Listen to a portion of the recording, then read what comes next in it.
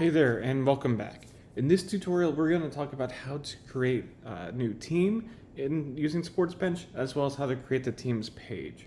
So first off, we're going to create a new team. So we go in here to Teams and Add New.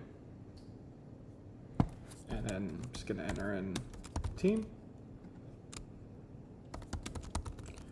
If you're entering like a soccer team that doesn't really have a nickname, just leave it blank. And then we'll talk about this later with divisions and conferences, but this is where you would select a division or conference. And then you can enter in the addresses here if you want. And then you can also upload logos.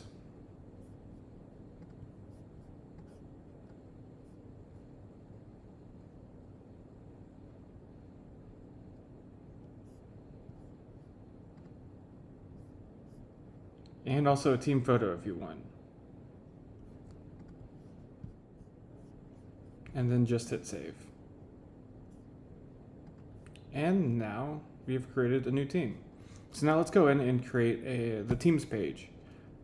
And I already have it kind of set up, but I don't have all of it set up. So we go in here. Let's add a new block. And select the SportsBench team page. And there's no settings for us to update or any of that. So let's hit update, and let's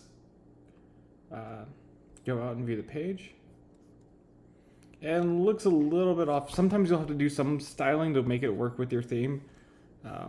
I've tried what I can, but sometimes themes add in styles that mess everything up. And actually, before we go in and view the single team page, we need to go in here and update our permalinks. Just hit save, like so. And then view team.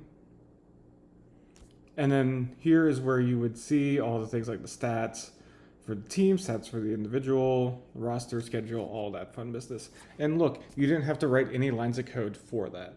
So that's it for teams. Next up, we're going to take a look at how to create players as well as create the player page.